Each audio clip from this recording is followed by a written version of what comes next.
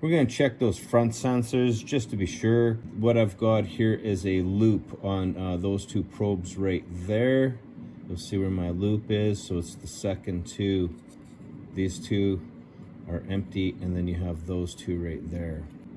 And then on this side, you can see by my thumb, these first two are empty, and then these are the two that we're probing here. That's going to be a green and an orange, and I think this other one is a green and maybe a lighter color, like a light yellow or something. These are the two that we're checking right now. This is going to be on the driver's side front. Down here, you could see that looks like a light yellow or something in there. So that's our green and orange, and our green and like a light yellow. And this is our plug here that's going to go into our front driver's wheel sensor. I've got some wires stuck in there. I'm going to use the ends of those wires on these two probes right here. Again, we're on ohms. And then when I touch those to the probes there, we should get a 0 value. And I did that, and we do have a 0 value. Now, if you like, you can put your loop in this side and you can check it at the top. Here we are at the top. We've got our two wires in there, and we've got our loop at the bottom, and I check those, and again, we get a 0 value that way.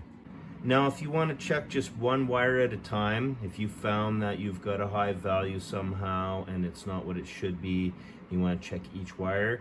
I've got a long wire put in there, and that goes to the orange and green one. And then when we get up here, this is the pin that has the orange and green one here. So I'm going to take that end of the wire, and I'm going to put it to one of my probes here. Here's the end of the long wire that goes down below, and then that's going to touch my other probe there.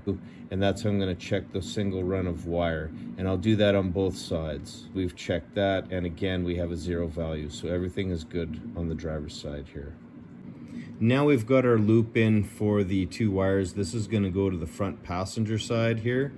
There's nothing here for these first two, and then these two here are for the front passenger side. Now when we flip it over, we see that the front two are missing, and then the two beside that, we've got a white and a green, and we've got another orange and green. Over on the passenger side, the plug for that sensor, you see the white and green right there. And that one actually looks like it's a purple and green. So we come in here, we're going to double check that, and yes, it's a white and green, and actually that does look like a purple and green. I was mistaken. I thought both this orange and green was common to both of them, but that's my mistake.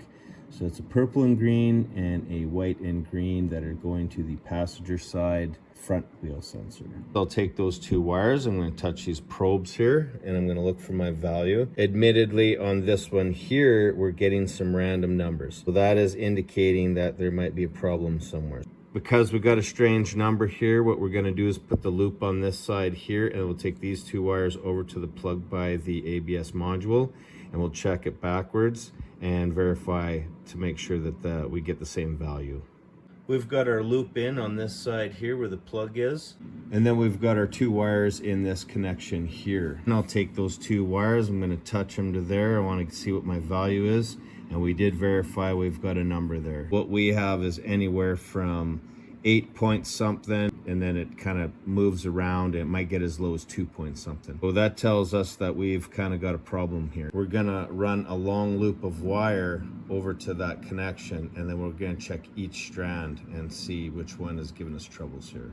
We've got our long jumper wire into the plug here. Right now we're checking that white and green on the end. Back to our plug here, that's going to be our white and green right there. So we'll take those two wires, we're going to put them on our leads, we're going to get a value. We've got as high as 8 and as low as 4. We've taken our long jumper wire, we've plugged it into the plug on the opposite wire, so that's going to be opposite of that white stripe. And then on this one here, that's going to be the spot where we're going to probe it here at this connection. Again, we're going to take our two wires, we're going to touch them to our two probes, we'll get our value, and in this case we're getting 4.75. I noticed when I was probing this plug to get our values that the wire was loose inside there. What I did was I tried to fold the wire over so that it would fit in there a little more secure, and I suspected this plug for being like a loose connection, and maybe that was what was giving us our value. I cut it off, and then I checked the wires where I cut it to see if I got any difference in the value, and I did get the same value, so it wasn't the plug. Now over here you see those two wires there, and then I used my meter and I checked it and I got the same problem. So then what I was doing was I was following the wire up here. I noticed the wires were squished pretty bad with a zip tie. That factory zip tie was up in here, which was holding the wire. So I cut that free and then I opened it up and took a look, and then as I look in here, I don't see any damage on the wires here. Wasn't that, and then I'm trying to find out what's causing the problem. Now when I look at the wires, it goes in here to this plug, and then this plug goes that way. I notice that this plug here, it's loose. Unplugged, we get that value, that strange value that we're getting where it's kind of searching. And then when I plugged this in and made sure that it was tight, after I did that, when I checked my value, I had 0.3, which is acceptable. Now the other numbers I was getting before that was anywhere from 9 down to 4 and maybe as low as 1 point something. So I'm thinking this plug is loose and this mechanism here isn't holding it tight. So what we got to do is we got to find a way to fix this plug so it'll stay tight and connected properly. Over here beside the battery, as we take a look over close to our firewall on the driver's side, that's going to be our ABS module right there. Now usually there's a locking lever that goes on here, and there's 2 pins on either side to support that. Now in my case, 1 pin broke, and shortly after that the other pin broke. Here's that lever here. There is going to be the pinion on the lever, and that pinion is going to contact that rack down there. It's going to take this piece inside here with that rack, and it's going to move it back and forth. This is the locking mechanism which locks and unlocks this plug here.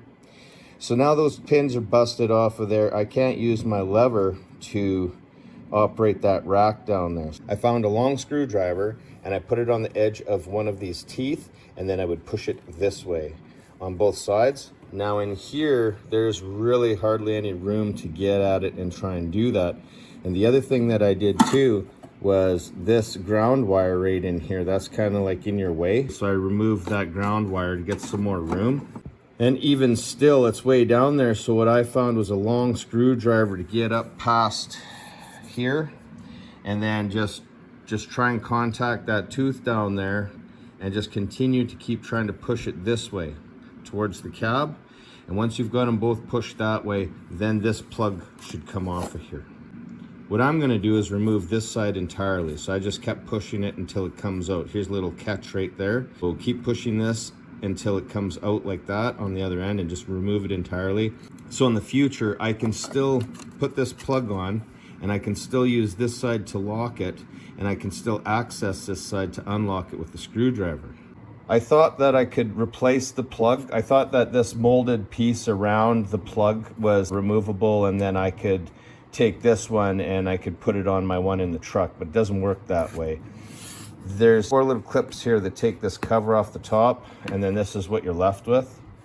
And then there's 4 little clips there, this little piece here, but that is just like a keeper for the wires as the wires are put in.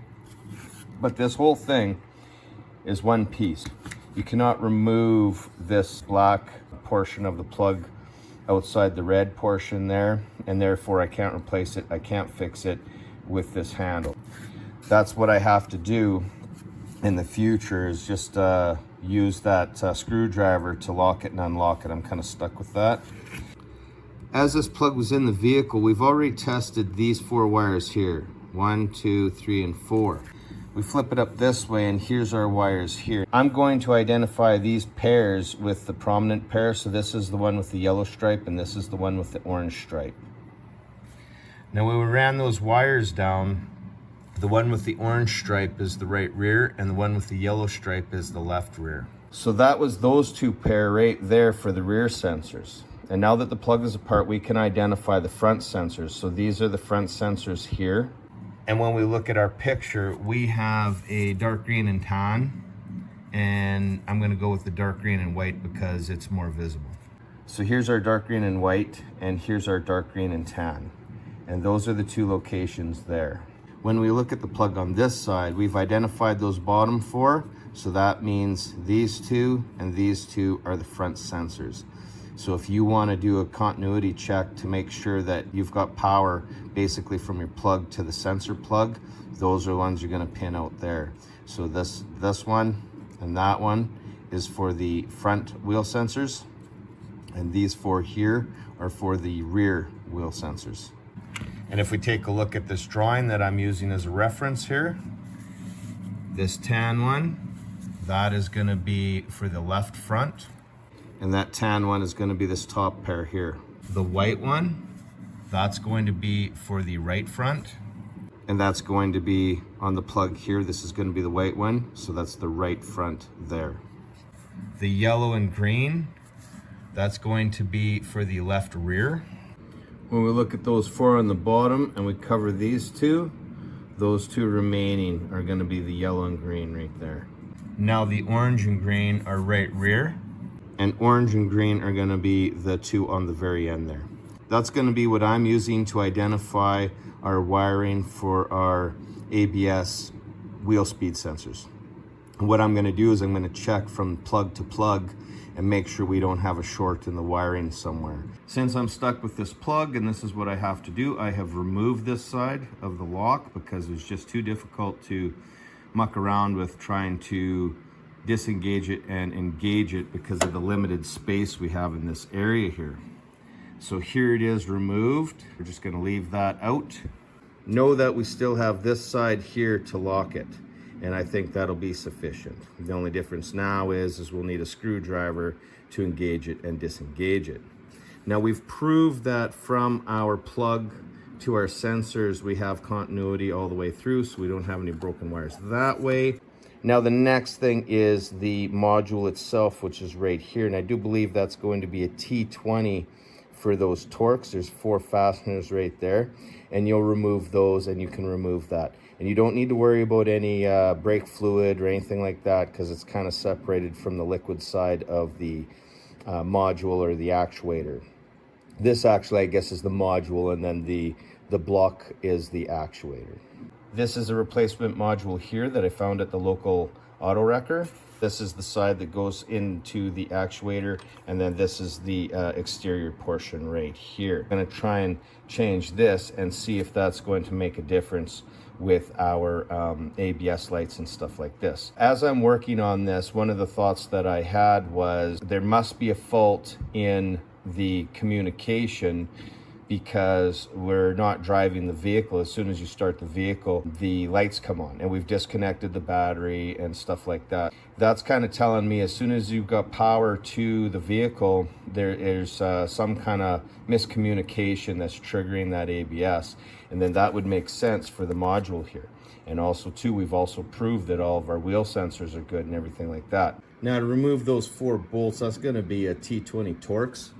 So the top ones I was able to get with the screwdriver, but the bottom ones I had to get with the ratchet here, just because our fender gets in the way. If you have a short screwdriver, like way shorter than that, you could get it with the screwdriver, but in my case, it's what I had to do. Now you'll remove those 4 bolts and you just simply carefully pull that off of there, and then you put the new one on and then bolt it down. When we remove it, we don't see any obvious damage here, at least I don't. This is the one that came out of the truck. This is the one we got from the auto wrecker. We've changed that module and we've got our plug back in. I've used this small screwdriver to pry up against our teeth on our rack there to tighten it up. I'm going to push it this way towards the battery, and that's how I'm going to lock it into place. So towards the battery is to lock it, and towards the cab is to unlock it. How that works is there's going to be 4 pins on the outside of that plug there, and they get engaged into these slots. So the slot starts here, and then as you're rotating this rack here, it is pulling the plug down and locking it into place until you see the final position right there. So the pin starts here. Ordinarily your handle will slowly pull and guide this in the slot until the locking position. It's probably why you're having troubles getting it out, is because of that design there. So that's the workings of the plug. This is what we're stuck with, and I think it'll be fine. You'll feel it'll pull down right to the bottom here, and this is locked into place now. I think this is gonna be good. So if you have a broken plug like mine, I don't think you have to worry too terribly. We've made it work here. Now that we've changed the module, Maybe we can hook up the battery and then see if our lights come on when we put the key to accessory. See if there's still a failed communication somewhere.